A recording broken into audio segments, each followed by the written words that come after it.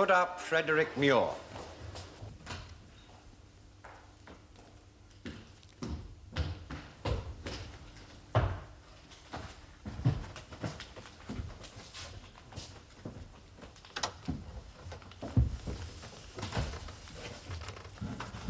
Is your name Frederick Mure? It is. Frederick Mure, you stand charged on indictment with incitement to race hatred contrary to Section 6 of the Race Relations Act of 1965. The particulars of this offence being that you, Frederick Mure, on the 15th day of October 1975 at Fulchester, with intent to stir up hatred against a section of the public in Great Britain distinguished by colour, and did use in a public place, namely the outdoor cafe Fullows Park, Fulchester, words which were abusive and insulting, being words likely to stir up hatred against the said section of the public, that you said, let me make my intentions clear. We must rid ourselves of all inferior races. All coloureds must leave this country. I am advocating force. They must be forced to leave. And for any who resist, we'll have extermination camps. We'll turn their corpses into fertilizer. Let's have no more illusions. The only way we'll achieve racial peace is by eliminating them completely. To this indictment, do you plead guilty or not guilty? Not guilty. Usher, will you bring forward the jury in waiting, please?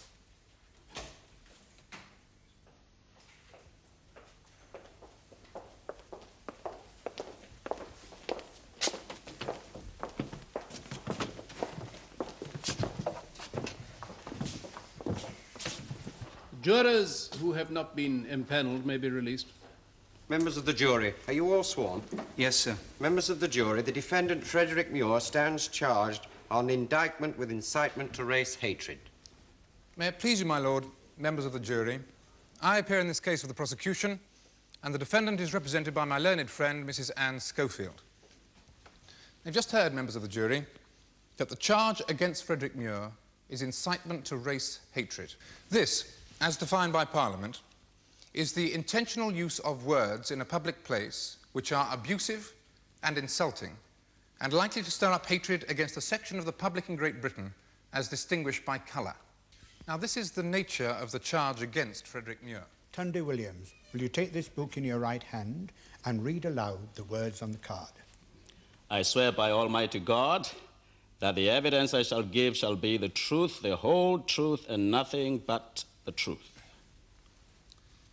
Is your full name Tundi Williams, and you live at 189 Church Road, West Fulchester?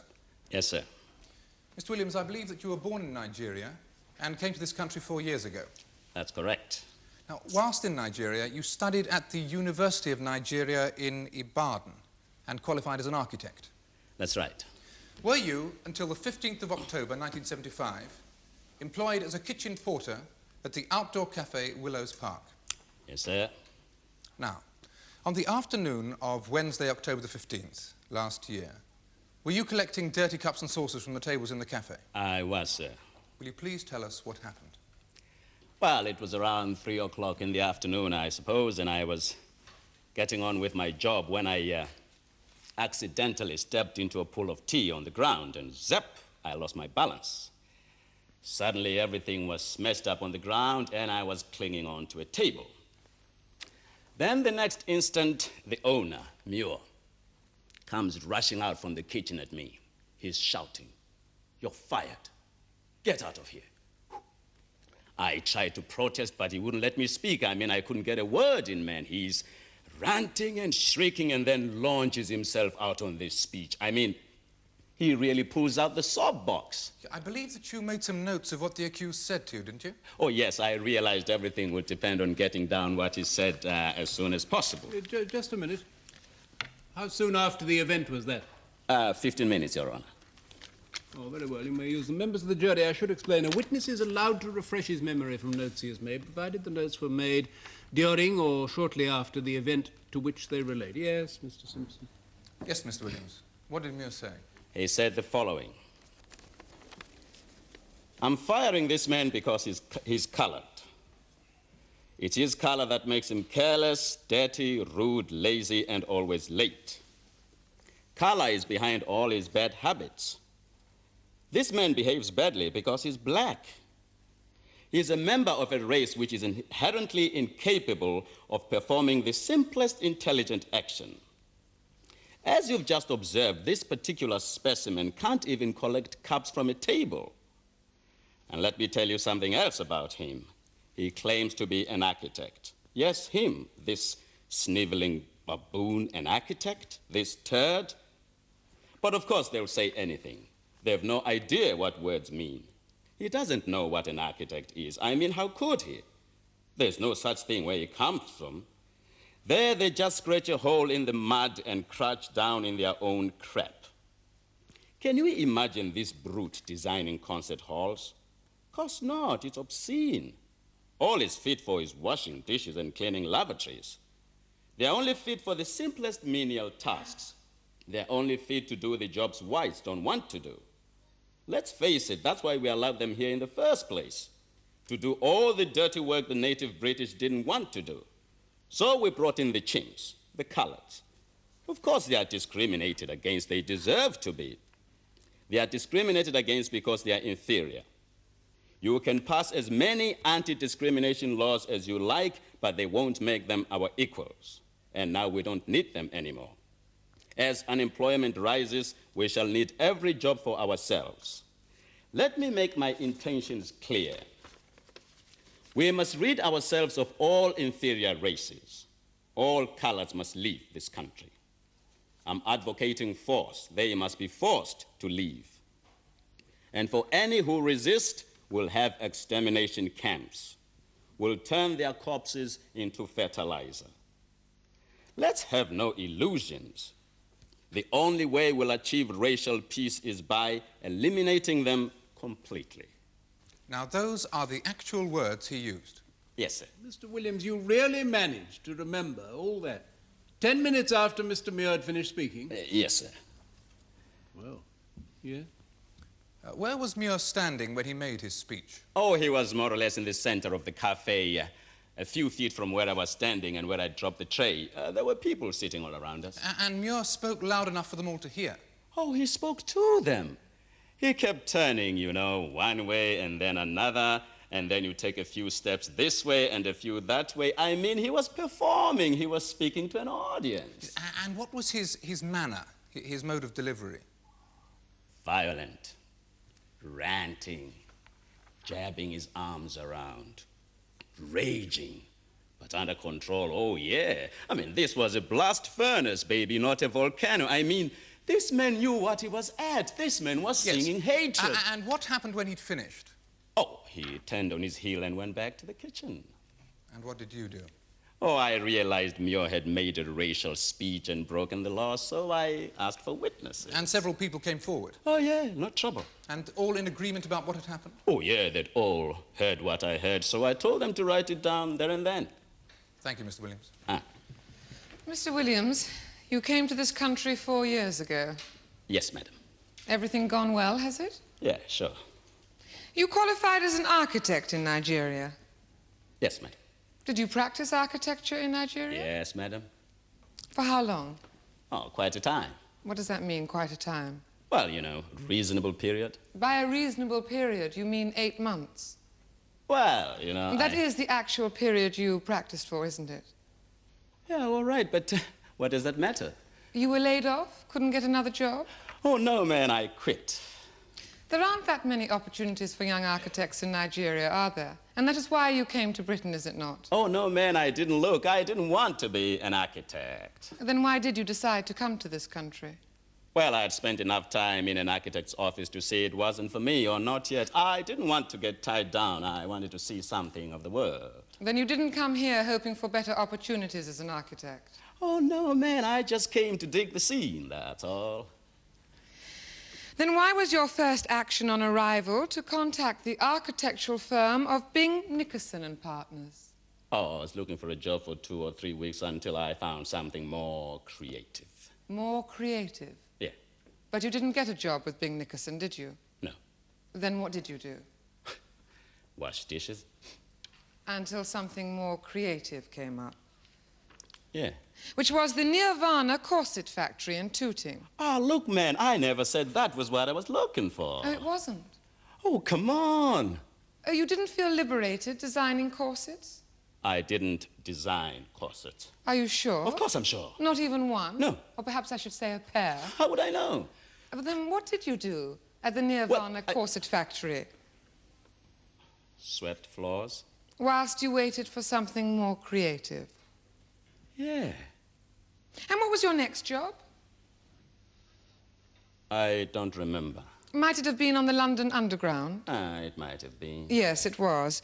You operated a lift on the London Underground. Then you emptied dustbins for the Lambeth Borough Council. Then you dug ditches for a construction company. And then you took old people to the toilet in a terminal ward. So I moved around. Yes, you did indeed. Well, so what? Did you enjoy saying, mind the gates? It was a job. Did you find emptying dustbins creative? I didn't have to.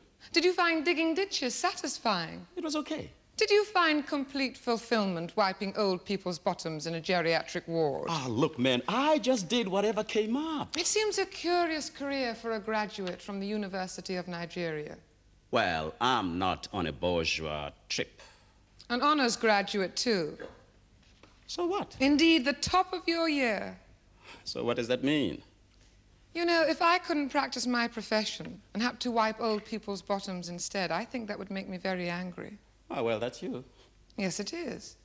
But if I suspected that the reason I couldn't practice my profession was because of the colour of my skin, that would make me even angrier. That's your problem, man. No, it's not my problem, Mr. Williams. I do practice my profession, and the colour of my skin is no hindrance. I suggest it's your problem. It's not my problem. I suggest it's very much your problem. I suggest that when you were unable to practice architecture in Nigeria, you came to Britain in the hope that you could practice here. But when you arrived, you found there were very few opportunities.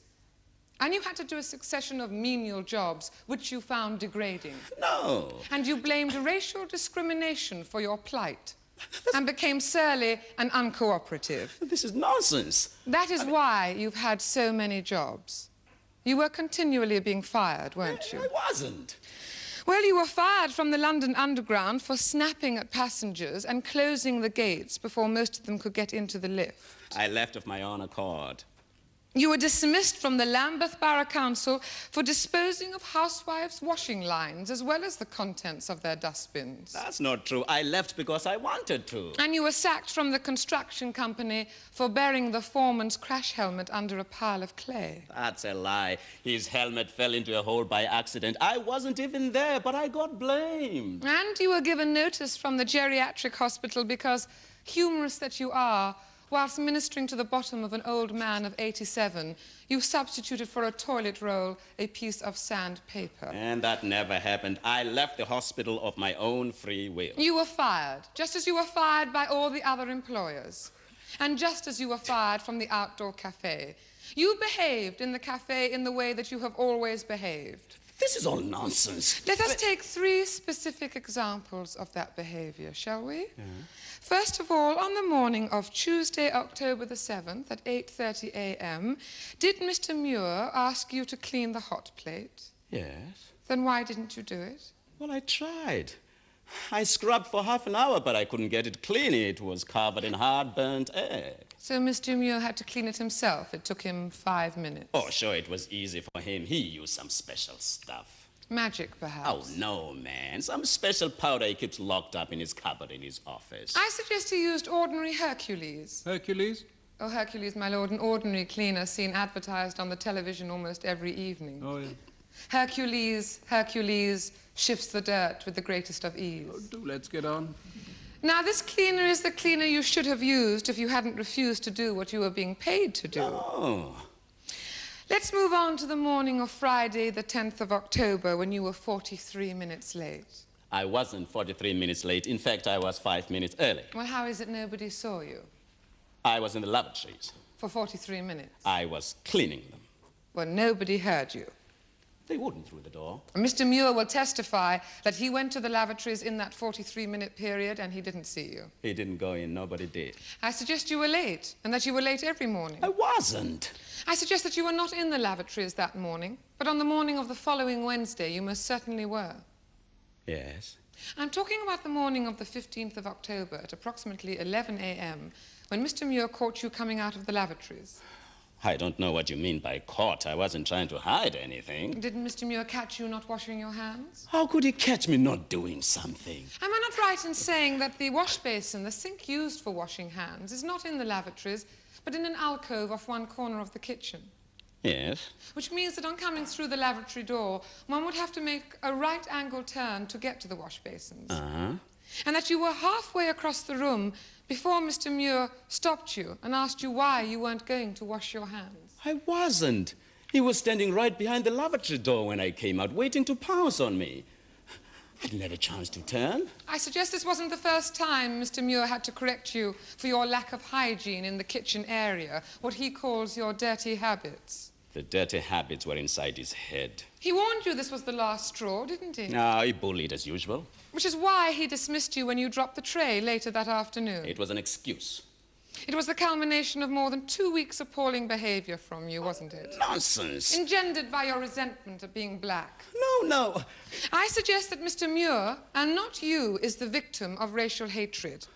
That's crazy. And that far from trying to incite racial hatred, my client is trying to avoid it. That's perverted. And that it is you, not he, who is trying to incite racial hatred.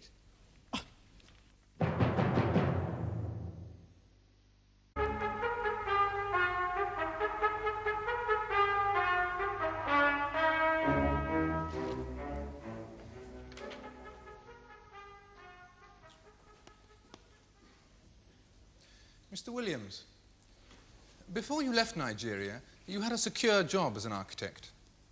Completely secure. Well paid and with good prospects of promotion. Extremely good prospects. And you left this post of your own accord. I did, sir. And what did you expect to do here? Manual work, dirty jobs. But this didn't worry you? Oh, no, sir. There's no indignity in working with your hands and getting them dirty. And when you're doing these kind of jobs, you're working alongside the real people of the country. I mean, the people you really want to find out about. Yes. Well, let's look at the 3 specific incidents brought out by my learned friend. Oh. What about the hot plate? I really did try to clean it for half an hour, but I only had Hercules and I couldn't make an impression. Thank you. Now, the occasion when you're supposed to have been 43 minutes late. What time did you arrive? 5 to 8. I was early. Yes. Now, was anyone else there when you arrived? Yes, Mure in his office. But he didn't see you? No, he couldn't see me. Well, why didn't you speak to him? Oh, I could do without being yelled at that time of the morning, so I got on quietly with cleaning the lavatories. Now, why did that take 43 minutes? Well, there are 2 cubicles and everything had to be scrubbed. Mure demanded that the lavs be immaculate. A single speck and I'd have had him swooping on me again.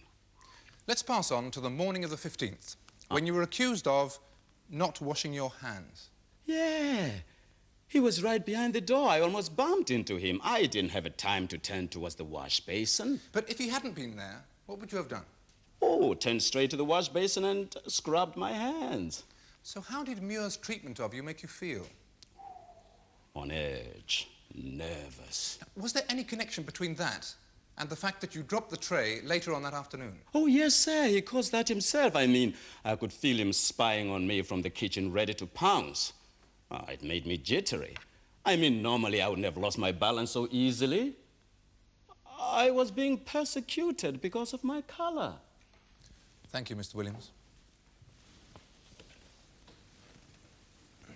Jessica Finch, will you take the book in your right hand and read aloud the words on this card?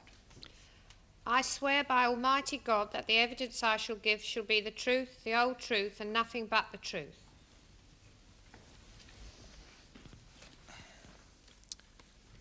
Your full name is Jessica Finch, Yes, and you live at 19 Macefield Road, Fulchester. yes, Now, on the afternoon of October the 15th, you were having a cup of tea at the outdoor cafe Willows Park. yes, sir. Will you please tell us what happened?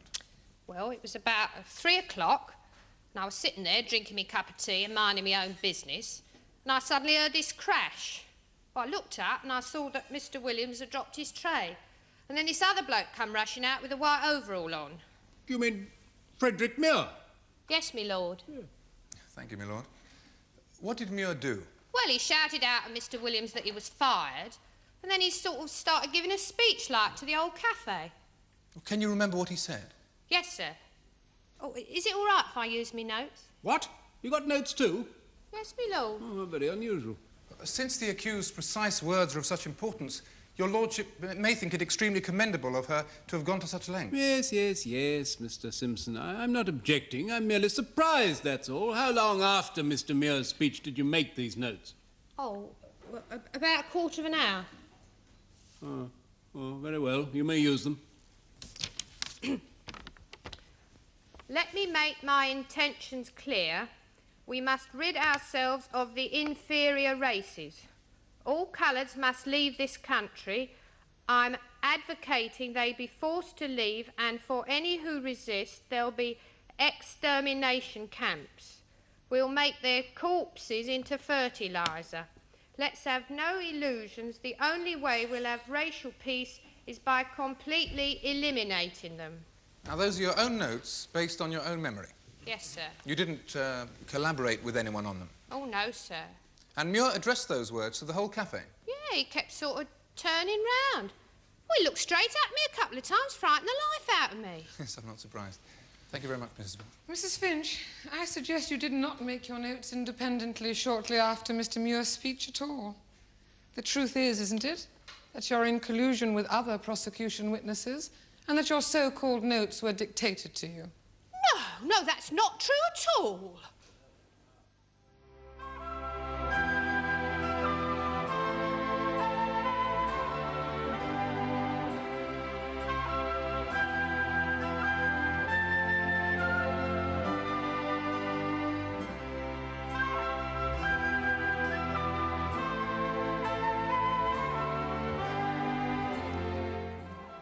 The cases in Fulchester Crown Court are fictitious, but the jury is comprised of members of the general public. The Queen against Mure will be resumed tomorrow in the Crown Court.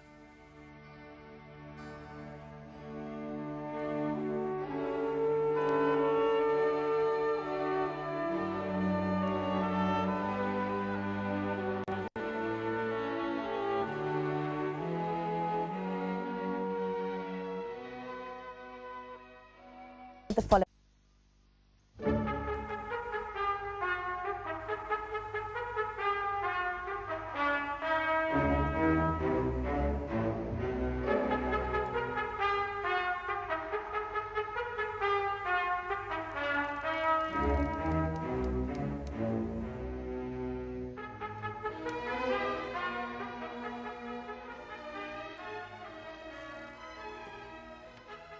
Frederick Mure is alleged to have publicly insulted one of his employees, a black man called Tundi Williams, and is now accused of making a speech in a public place with the intention of inciting racial hatred. Jessica Finch, who has given evidence against him, is about to be cross-examined. Mrs. Finch, how many people live in your house? Oh, 5, I suppose. 5. And who are they? Well, there's me and me daughter and 3 lodgers. And what nationality are the lodgers? Commonwealth. Commonwealth. Australia? No. Canada? No. New Zealand? No. Isle of Man? No. In fact, they're Africans, aren't they? Yes. And one of them is a friend of Tundi Williams. Well, I don't know that he was Mrs. Finch, one of your lodgers called Rodney Spanier is a friend of Tundi Williams, isn't he? I don't know that he's a friend. Well, he certainly knows him. Yes. And through your lodger, Rodney Spanier, you knew Tundi Williams before the incident in the cafe, didn't you? I didn't know him. Well, you were good friends. We weren't. We just met once in passing one day when he came to see Rodney. Well, it was in the hall. I was going out and he was coming in and we just said hello and that's all there was to it. Then why did you speak to him when you arrived at the outdoor cafe and saw him collecting cups? Well, I just recognised him and said hello. Then why did he reply, hello, Jessie? Did he say that? Are you denying it? I don't know, I suppose he might have, but I mean, it was all so casual. Oh, hello, Jessie sounds rather intimate, doesn't it? Oh, yeah, but that's what they do, you see. They get on first names straight away. It's just the way they are. Oh, is it indeed? Well, I've met many coloured people, and they've never addressed me by my first name. No, I'm not surprised. Mrs. Finch, No, I suggest Williams called out hello, Jessie, because he was intimate with you. He was not intimate with me. Indeed, you are and have been intimate with a number of coloured men. We were not intimate. I suggest you are. Not intimate. I've got lots of coloured women friends as well. You have a special sympathy for coloured people, have you not? Oh, well, yes, I suppose I have. Why shouldn't I? Anyway, somebody's got to look after them. But I wouldn't stick up for a coloured person if they was in the wrong. I suggest that the opposite is the case. That you knew Tundi Williams intimately and that you have colluded with him to produce these lies today. I suggest that you never heard any of the things you claim to have heard. No, that is not true at all. Mr. Mark Isham, on the afternoon of October the 15th, were you in the outdoor cafe Willows Park? Yes, sir. I was having a salad when the row broke out. You're talking about Williams and Mure. Yes, sir. Can you remember what Mure said? Well, I've made some notes, sir. Oh, you also made notes? Well, yes, Your Honour. Mr. Simpson, are we sure that this incident didn't take place at a writers' congress? Well, my best information is, my lord, that it did indeed take place at a cafe. Well, perhaps after this case it'll become known as the Café Royal of the Fulchester Literator. Eh, Mrs. Schofield, eh? Your Honour. Yes, what is it? Excuse me, sir, but does all this mean that I can't read me notes? No, Mr. Isham, it doesn't, provided they were made shortly after the incident. Oh, they were, sir, yes. 10 to 15 minutes afterwards. Very well, then. You may read from them. Thank you, sir. Yeah. He said, I'm going to make me intentions clear. We must get rid of all inferior races. All coloured people must leave the country. I'm advocating we force them to leave, and for those that resist, we'll have exterminating camps. Their bodies we will turn into fertilisers. Don't have any illusions. The only way we shall ever get racial peace will be by getting rid of them completely. Now, you wrote that down from memory, and you didn't consult anybody else? No, sir. This is my own record of what I actually heard. And who did Mure say it to? Well, the whole place. 20 or more people, I suppose. And what was Mure's manner like as he spoke? Well, he was like a mad thing, sir. Ranting. Just like Hitler. Thank you, Mr. Isham. Mr. Isham, are you sure you heard Mr. Mure say these things? Oh, yes, ma'am. When he was speaking, was he facing you all the time? No, ma'am. No, sometimes he was that way and sometimes it was the other way, walking up and down, like a man does when he's making a speech. So a lot of the time he had his back to you? Well, yes, I suppose so, yes. Mr. Isham, I'm going to try a little test. I'm going to turn my back for you and I'm going to say something. And when I've done so, I'm going to ask you what I said, all right? Yes, all right. I believe that Adolf Hitler was the most glorious statesman of the 1930s. He wasn't interested in war, and indeed he did everything he could to stop it. But unfortunately, he was opposed by some of the worst men who ever lived. Now, Mr. Isham, did you hear that? Yes, ma'am. Good. What did I say? What, just then? Yes. Well, you were saying about Hitler that he was the most odious statesman of the 30s. Yes, and what else? Oh, well, you also said he was only interested in war and we should do everything we could to stop him, but it was hopeless because he was the worst man that ever lived. I see. And what do you think of these sentiments? About what you said? Yes. Well, I agree, ma'am. Agree complete. I couldn't agree more. I fought against Hitler, miss, and hated everything he stood for. And Mr. Mure's speech reminded you of Hitler? Well, yes, it did. I mean, Hitler was against the Jews, and this man's down on the coloureds. It's the same thing, isn't it? Which is why you wanted to testify against Mr. Mure. Well, yes. I mean, I fought against Hitler, and I'll fight against him. You'll fight racialism? Wherever I find it, miss. I mean, I'm not a young man anymore, but I'll do what I can. Well, that's a very commendable attitude. Well, thank you, ma'am. As long as you're quite sure that it is racialism that's confronting you before you take up arms against it. I'm sorry, Your Honour, I don't quite follow that. Mr. Isham, when I turned my back for you just now, I said exactly the opposite of what you heard. Well, I don't believe it. I said, and I'll repeat, I believe that Adolf Hitler was the most glorious statesman of the 1930s. He wasn't interested in war, and indeed he did everything he could to stop it. But unfortunately, he was opposed by some of the worst men who ever lived. Well, I'm sorry, miss, but I just don't believe it. Well, I deliberately said it as loud as possible. Everyone else in the court heard me say it. Look around. Do you see anybody disagreeing? Well, no. No, what I mean is that if that's what you said, well, it's a lot of rubbish, isn't it? Yes, of course it's rubbish, Mr. Isham. And it's precisely because it's rubbish that you didn't hear me say it. You heard what you expected me to say. And you were greatly helped in this by your bad hearing. Well, it's not all that bad. And when you can't see the face or read the lips, you have difficulty, don't you? Well, I'm not deaf, if that's what you mean. I suggest that all you hear is a kind of blur. If you think you know the tune, you think you know the words. Well, now... And I suggest this is exactly what happened at Willows Park. Because Mr. Mure dismissed Mr. Williams and proceeded to talk about race, you assumed he was a racialist. You couldn't see Mr. Mure's lips because most of the time he was turned away from you.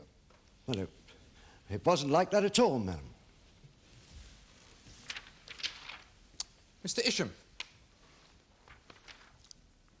when Mure was speaking to you, how much of the time did he have his back to you? Well, I should say about half the time, sir. Ah, so half the time you could read his lips? Oh, yes, easily, easily. Was Mure ever side on to you? Well, yes, about a quarter of the time, I suppose. And could you read his lips then? Yes, sir, without any trouble at all. So, for 3/4 of the time, you could read his lips? Yes, sir, that is correct. So even if there is anything in my learned friend's ingenious theory about hearing, it doesn't apply in this case. Because, in fact, you could read Mure's lips for by far the greater part of his speech. Yes, sir, that is absolutely true. Thank you, Mr. Isham. Mrs. Kilner, how long had you worked at the outdoor cafe when the tray dropping incident occurred? Nearly 11 months. And during that period, were any other coloured people, apart from Mr. Williams, employed there? None. And yet, Mrs. Kilner, normally so many coloured people are employed in catering. They often can't get anybody else. I mean, a lot of local folk aren't prepared to do it. A lot of these places would come to a standstill if it wasn't for coloured people. Well, then, is it not indeed remarkable that in nearly a year, Mr. Mure didn't employ a solitary coloured person? Yes. I've never known it anywhere else. Why do you think that was? Mure can't stand blacks. Then why did he employ Williams? It was an emergency, you see. The other fella had gone and Mure didn't have time to be choosy. Yes, I see, yeah. How did Mure treat Williams? Always pestering and criticising him, finding fault with everything he did. Always making nasty cracks about race. Let's consider a specific instance. The morning of October the 7th. Now, can you tell us what happened? Yes. Well, I was getting the counter ready, so I was in and out the kitchen all the time getting stuff. At about 8:30, I see Tundi trying to clean the hot plate. Well, each time I went back into the kitchen, he was still at it, scouring away.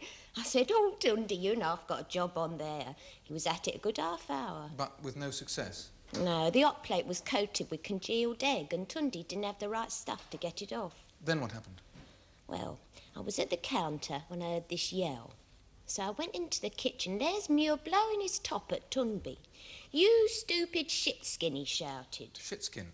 Oh, yes, he often calls him that. It's a charming neologism. Please continue. Yes, well, as I was saying, there was Mure really giving Tundi a bad time. He says, "You lazy gorilla.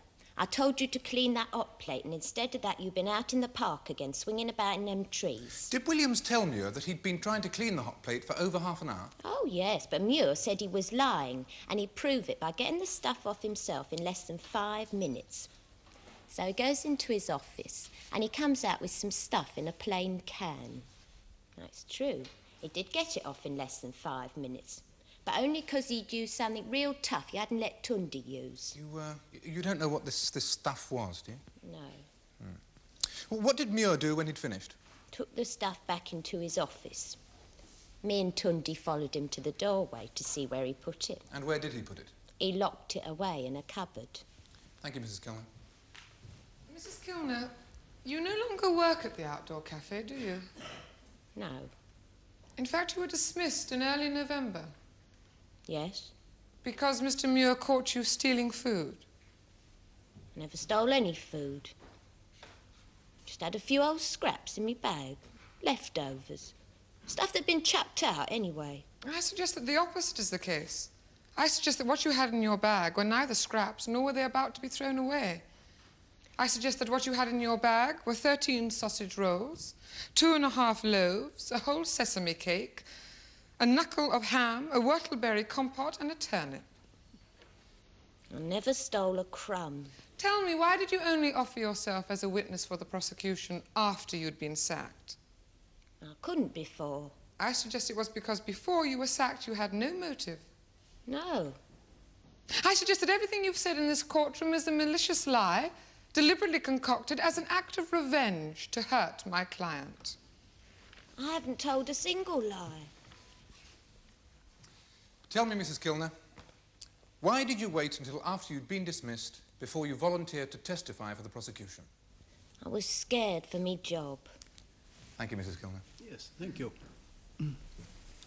That is the case for the prosecution, my lord. Thank you, Mr. Simpson. Now then, Mrs. Schofield, would you like to open the defence case now? Or shall we adjourn early and you can start after lunch, eh? I'm quite happy to start now, my lord. I call the defendant, Frederick Mure.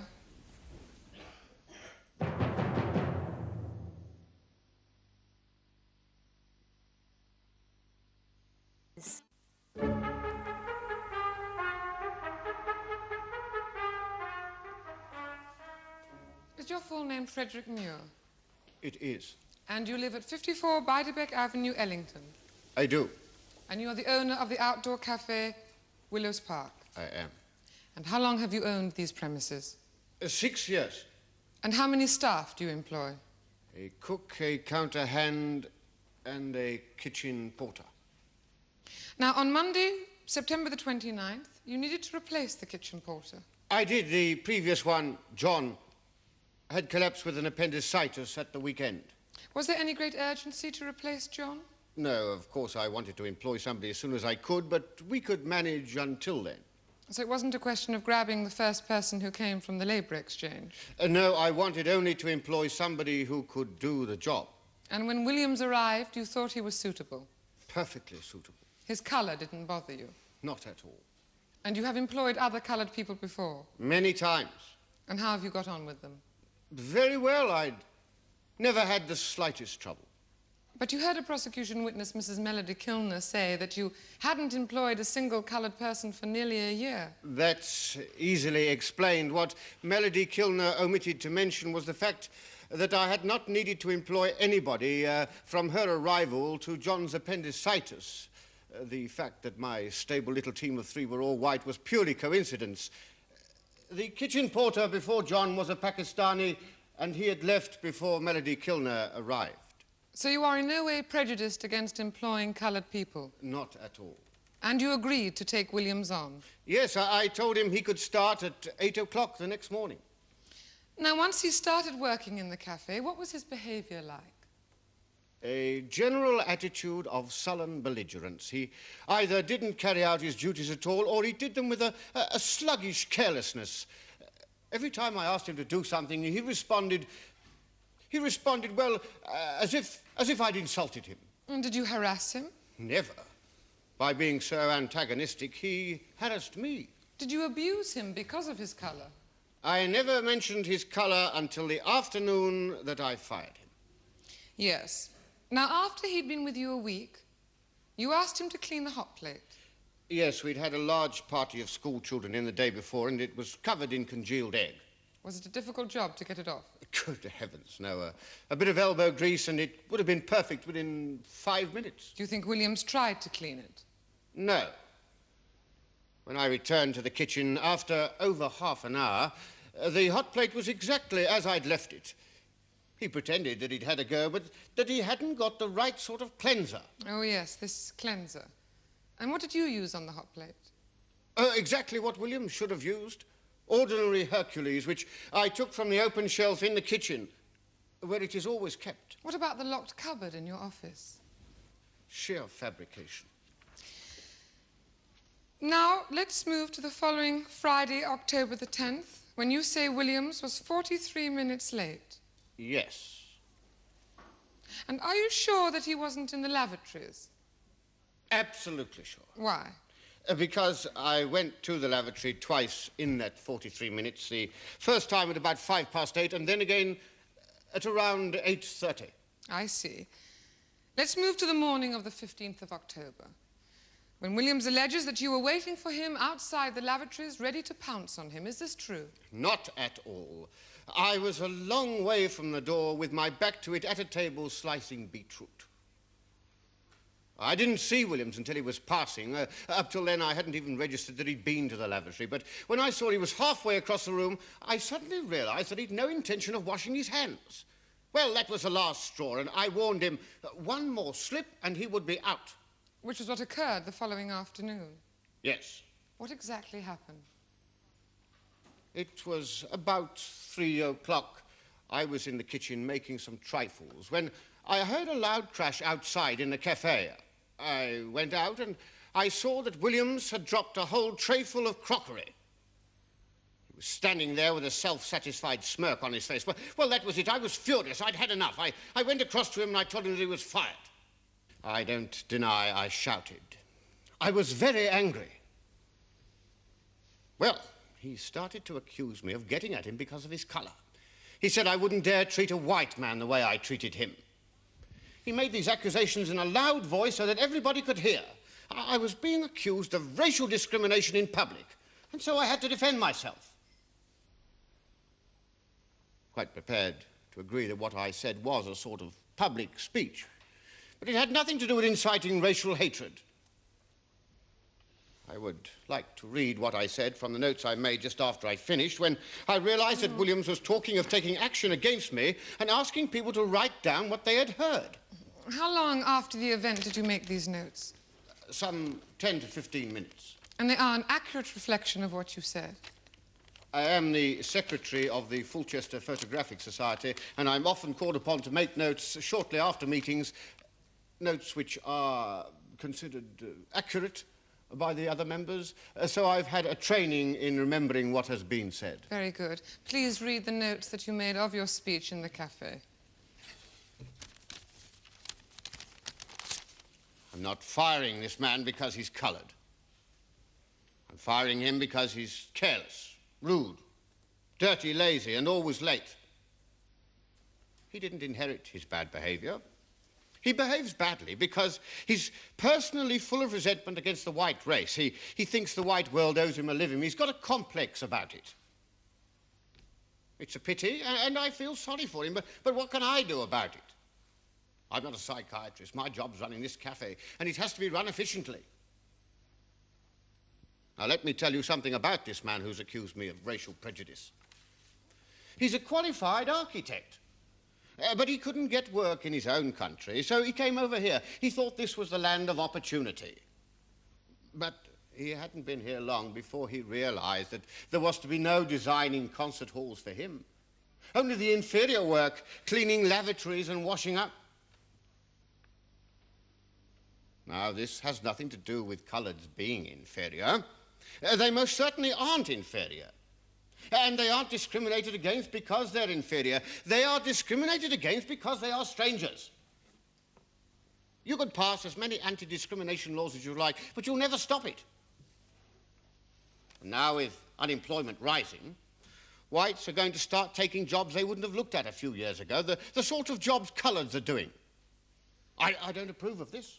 I don't approve of it at all. I don't like it, but I'm telling it as it is. Looking facts in the face. And that's what coloured people should start doing. Each and every one of them should start thinking seriously about going back to their own country. Now, don't get me wrong. I'm not advocating force. I'm not saying coloured people should be forced to leave this country. Certainly not. Nothing could be further from my intentions. I know only too well that that sort of talk can lead to extermination camps and human corpses being turned into fertiliser. I'm not saying that at all. I'm not suggesting that at all. What I am suggesting is a purely voluntary reappraisal on the part of coloured people in this country. If they want to stay here, I say good luck to them. I don't want them to leave. As far as I'm concerned, they can stay forever. But if we're going to talk seriously about interracial harmony, they mustn't have any illusions. They mustn't expect more than they're likely to get. They mustn't expect much. Then they won't become resentful. Then they won't take out that resentment on the British. And so I say to this man and to every coloured person in this country, if you feel unhappy here, take all your energies and your skills, take all your finer feelings, take them back to the country which generated them and use them properly. Properly both for the fulfilment of yourself and for the fulfilment of your people. Thank you, Mr. Mure. It is clear from what you've read that the words in the indictment are a corruption of what you said. Oh, yes. Deliberate distortion. Indeed, your actual words meant exactly the opposite of what you are alleged to have said. Yes, completely. Mr. Mure, what was your intention in making this speech? To diminish interracial tension and to promote interracial harmony. Thank you.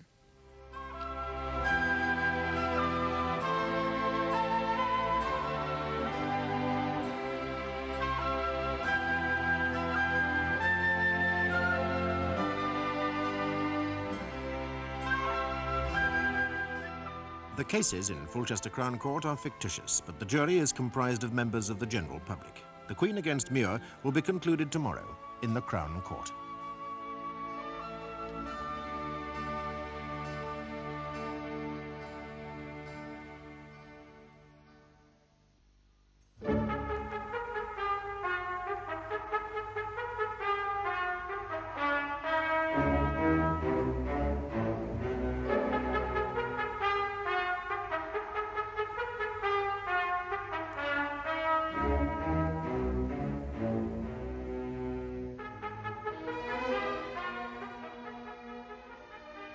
Frederick Mure is alleged to have publicly insulted one of his employees, a black man called Tundi Williams, and is now accused of making a speech in a public place with the intention of inciting racial hatred.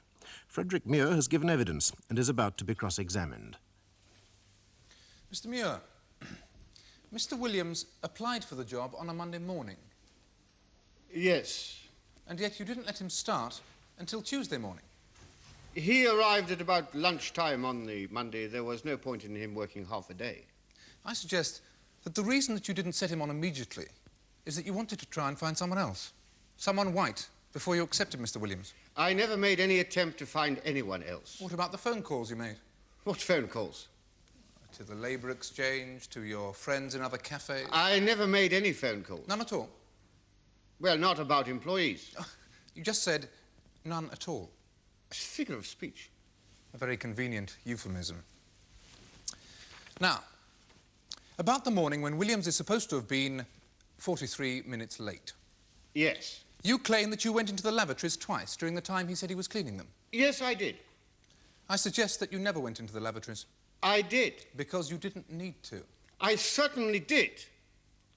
I'd eaten some sausages the evening before. I'm suggesting that you use the private lavatory which opens off your office. The so-called private lavatory happened to be out of order on the day in question. In fact, it had been out of order for several days. I suggest that there was nothing wrong with it. There was. It was blocked. Blocked? Yes, blocked. Somebody had stuffed bread rolls round the S-bend. You expect us to believe that? Now, who would do a thing like that? I've a very shrewd suspicion. Well, if the lavatory was blocked, did you call a plumber? No, I didn't. Oh, I see. So there's no corroboration of your evidence of this blockage? Everybody in the kitchen knew of it. Mr. Williams and Mrs. Kilner never mentioned it. Well, of course not. It wouldn't fit their version of things, would it? But Williams, in particular, knows all about it. Why should he know all about it? Because I think he blocked it. Oh. And even if he didn't block it, he certainly knew that it was blocked because I asked him to unblock it. All he did was to pull the chain twice and flood water all over the closet, saturating in the process several piles of old invoices which I keep there. Let's move on. Now, you claim that after you'd fired Williams, he accused you of racial prejudice in front of all the customers in the cafe, and that therefore you had to make a speech to defend yourself. That is exactly what happened. I suggest you never gave him the chance to speak. I gave him every chance. And that you merely used his accident with the tray as an excuse to peddle your racial theories in a public place. I don't have any racial theories. I suggest that you most certainly do, and that this was by no means the first time you had aired them. Even on your own admission, you made a speech, and a very practiced one at that. I'm quite used to making speeches. I've never pretended otherwise. Yes, indeed. You've trotted out your racial prejudices to groups of people on many occasions, haven't you? I haven't given speeches on race. I've given talks to the Photographic Society about the use of filters. I've given speeches to the Rotary Club, I am a Rotarian, on local commercial matters. Ah. You make it all sound very innocent. Just cosy little chats about flower arrangement. Now, if you'd never spoken about race before, why did you suddenly decide to give a speech about it on October the 15th? I had been thinking about it for a long time. Thinking about it? Perhaps obsessed would be a better word. No, thinking. I read my newspaper, I watch television, I try and take an intelligent and concerned interest in the world about us. I didn't plan to make a speech the afternoon I fired Williams, but when he started to attack me in public, I decided it was time I spelt out a few things. Yes, indeed. As, for instance, that coloured people are inferior and should be exterminated. I never said that. I suggest you did. And it wasn't the first time. What do you mean? Do you remember David Stone? Why bring him into this? Well, do you remember him? Of course I do. Mr. Stone is Jewish. Yes, he is. What about it? He was a member of your photographic society. It's not my photographic society. You forced him to resign. I did not. He was asked to leave by all the members. On your suggestion. Only because I found out what he was up to. Only because you were the one who was anti-Semitic. I caught him in the dark room with a young woman. You caught him in the dark room developing film. Oh, yes. With his trousers off. Fully clothed. And a young girl completely naked. With his niece, who was helping him with his prints. With his fingerprints, maybe. He had his hands all over her. Nothing of the sort. You wanted to use the darkroom, and he was there. You couldn't stand the idea of a Jew getting in your way, so you manufactured a little scandal. At the next meeting of the society, you spoke eloquently about the iniquities of the Jewish race. I said the reason Mr. Stone should go had nothing to do with his being Jewish. Jews, coloureds, David Stone, Tundi Williams. I submit that you are obsessed by race, and that you have a racial mania which extends into every area of your existence. That is not true. Brian Gettis, on the afternoon in question, you were sitting in the outdoor cafe Willows Park having a snack. A cup of coffee and 2 Eccles cakes. Precisely. Will you please describe what happened? Well, I was sitting there, sipping me coffee, and this coloured bloke collecting cups attracted my attention. I mean, he seemed so careless about the way he plonked them on the tray. You know, he didn't seem bothered at all about what he was doing. He kept smiling and winking at a young woman at one of the tables. That's why he dropped his tray. He wasn't looking where he was going. After it had happened, he didn't seem the slightest bit upset, seemed amused. Then Mr. Mure walked out and told him he was fired. Well, Williams objected to that, started saying Mure was a racist. Mr. Mure listened a while, then in a firm voice, he explained to the people there like what his real views were. There was no hint of racial prejudice in his remarks? Oh, no, none at all. He was explaining the reasons he was sacking Williams was nothing to do with race. Why did you decide to appear in this case as a witness for the defendant? Because after Mr. Mure went back inside the kitchen, Williams started rounding up people to attack him. So I thought somebody ought to be prepared to tell the truth. The truth is what you've told the court just now. Yeah, completely. Thank you, Mr. Gettis.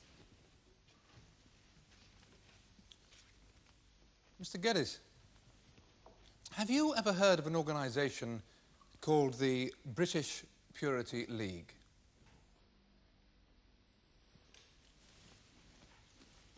Yeah. I think I've heard of it.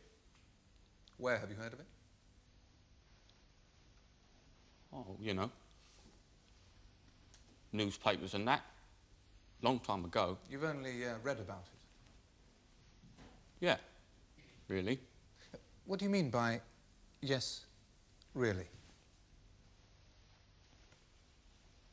Well, I only mean I might have heard somebody mention it sometime. Oh, you might have heard it mentioned.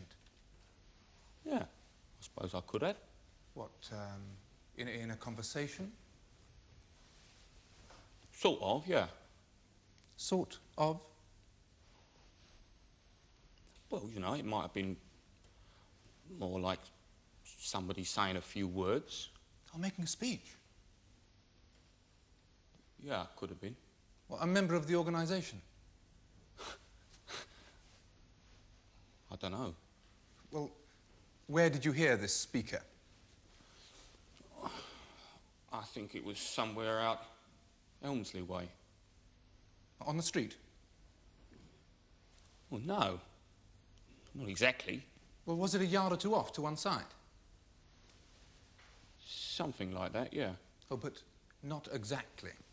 Well, not exactly. Well, how did it differ? Well, it was a bit more exclusive. But in the open air? No, not really. Oh, indoors? Yeah. So this speaker was speaking inside a building? Yes, I should say so. And you were passing and you heard him? Yeah. And you continued on your way? No. You stopped? Yeah, in a manner of speaking. You decided to enter the building? What? I don't know about I decided. No, but you did enter? Yeah, I suppose so. Had you just stumbled on the place? Yeah. You didn't decide to go there deliberately? I wouldn't put it that way. Well, did you know beforehand that a meeting was being held in that building that evening? I suppose I might have heard something somewhere. Well, perhaps you've been told. Yeah, perhaps it had been mentioned. Perhaps you've been invited. Or perhaps somebody said I could go with them. Perhaps you accepted. Yeah, perhaps I did. So you went to the meeting? Yeah, I suppose so. And listened to the speaker? Yeah. Then what did you do? Well, I went home. And that was that? Yeah.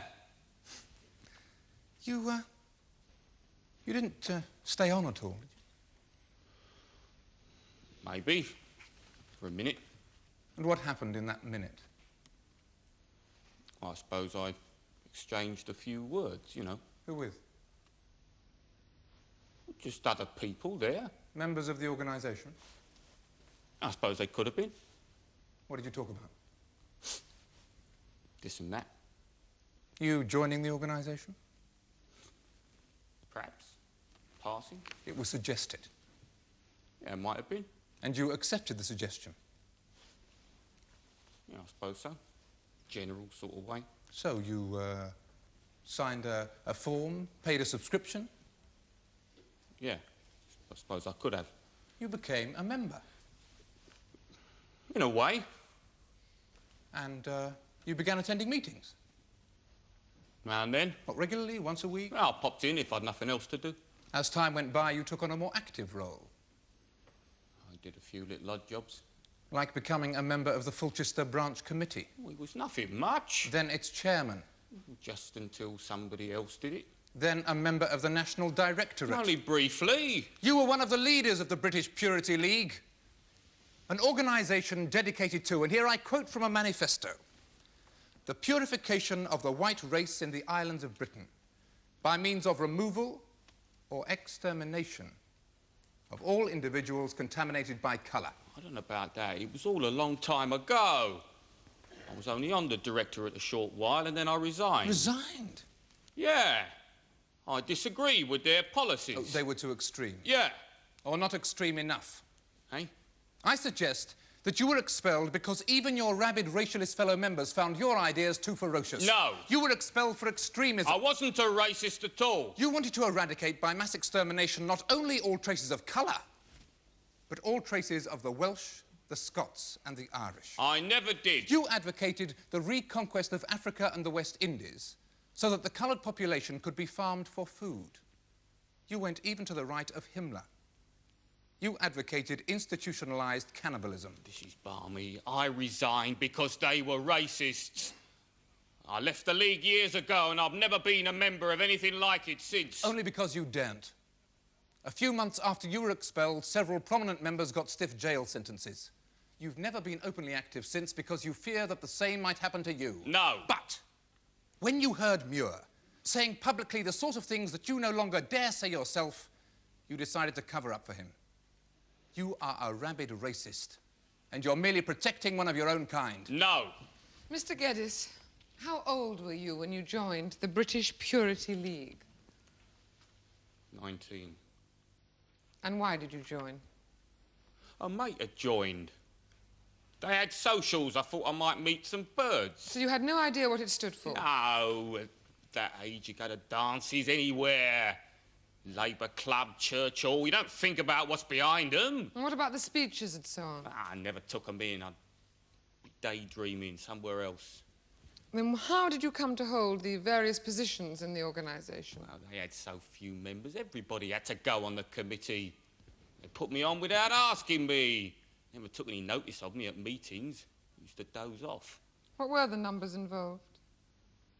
Well, at the Fulchester branch, about 10. Maybe 15 at a boom time. Very few. And in the League as a whole?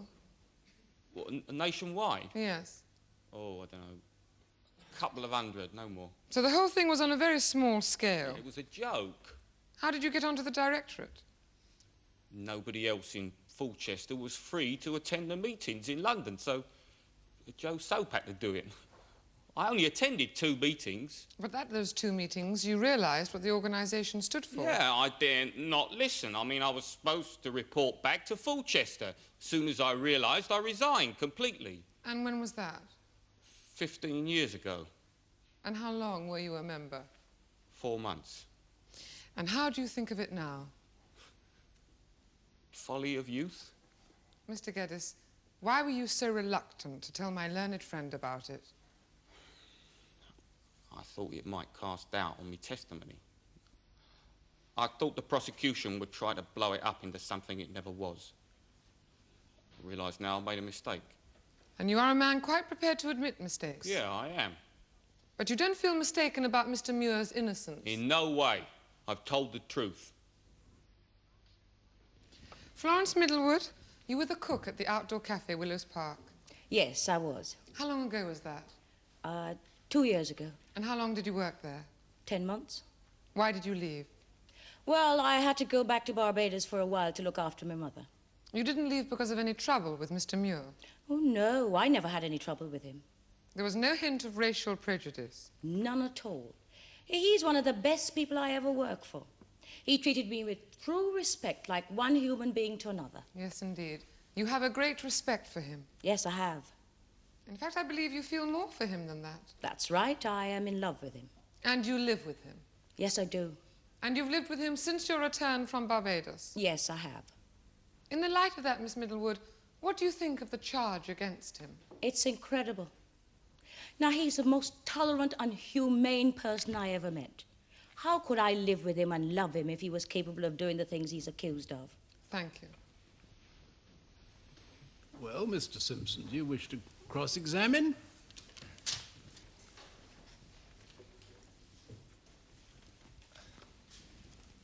My lord, this has taken me completely by surprise. Oh, yes? I wonder if we might have a brief adjournment while I make some inquiries, but perhaps about half an hour. Oh, very well. We'll adjourn until 2 o'clock. TV Lawyers.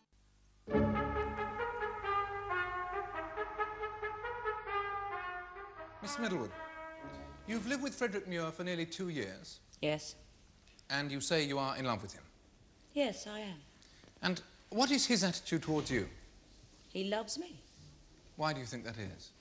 How can I answer that? Oh, please try. Well, he loves me as a woman, as a person. His attitude towards you has nothing to do with your colour. No, how could it have? My colour is irrelevant. You think he'd feel the same way about you if you were white? Of course he would. I suggest that your relationship with Mure is based entirely on colour.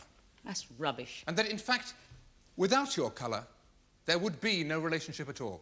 You don't know what you're talking about. You've lived with him for 2 years? Yes. And yet you're not married? That's not important. Or wouldn't you like to marry him? Well, maybe. Has he ever asked you? It hasn't arisen. He doesn't want to marry you? He might do. Well, why do you think that he's never asked you? Well, I mean, in these days, it don't really matter. Isn't it the case that he doesn't want to marry you because he looks down upon you? And that to Mure, you are a kind of black chattel, a slave he enjoys humiliating? No. And don't you enjoy being humiliated by him? No, I don't. Has he not said to you that he enjoys being degraded by having sexual contact with you? Oh, no. And have you not said that you enjoy degrading him?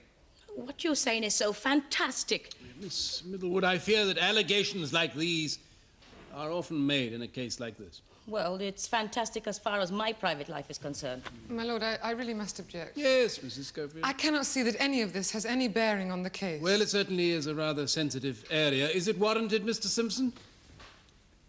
My lord, we've been asked to believe that this witness has a relationship with the defendant which proves that he could not possibly have committed the crime with which he is charged. Yeah. It is only right, therefore, that I should have the opportunity of questioning whether that relationship is all that it has been made to appear. And I can only do this if I am allowed to probe the more intimate aspects of this relationship.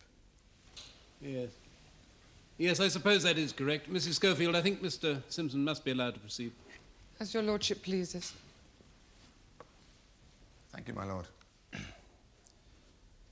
Miss Middlewood, does Mr. Mure ever beat you? No. I must remind you that you are on oath. Well. Does Mr. Mure ever beat you? Well, but it's not like you think. Different people make love in different ways. It's true that you and Mr. Mure never appear in public together, isn't it? We do, sometimes. I suggest that you never do. Why should we? Why shouldn't you? I suggest it's because he's ashamed to be seen with you. Oh, no. No, it isn't. Miss Middlewood, isn't it true that the only people who are allowed to see you and he together are a few close male friends of his that come to the house? Well, maybe. And that when they come, he makes you do things? What things? For instance, crawling about on all fours with no clothes on. This is too much. My lord, this really goes beyond all bounds. I must object. My lord, I don't enjoy this, but if you'll allow the witness to answer this one question, I will take it no further. Very well. Please answer the question. Do I have to? Yes. Thank you, my lord. I must ask you again. Have you ever crawled about on all fours with no clothes on in the presence of Mr. Mure's friends? Miss Middlewood, you must answer the question, but you need only say yes or no, and that'll be an end of the matter. No. And so, members of the jury, you must remember that it is for you and you alone to decide the innocence or guilt of the accused Frederick Mure. Now, you have had the opportunity of hearing the various witnesses give their evidence, with and without notes, in the witness box. And it is for you to decide which of those witnesses were giving truthful versions of what happened on that momentous day at the outdoor cafe. Remember, the prosecution must prove to your entire satisfaction, firstly, that the accused used the words alleged. Secondly, that the words were abusive, threatening, insulting, and likely to stir up race hatred. And thirdly, that the accused intended to stir up race hatred. So now, will you please retire? Elect a foreman to speak for you on your return and consider your verdict.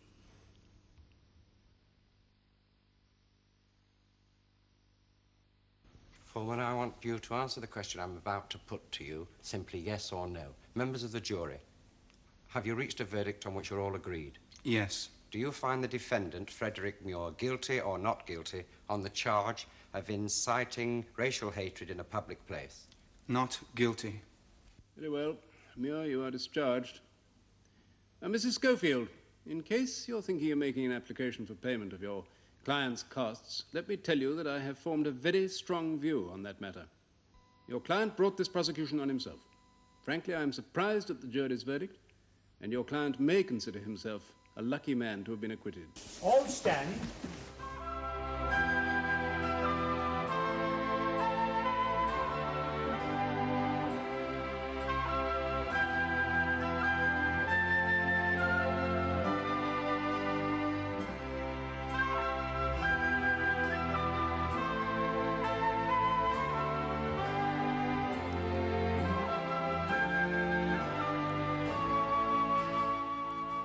The cases in Fulchester Crown Court are fictitious, but the jury is comprised of members of the general public. Our cameras will return and bring you another leading case in the Crown Court.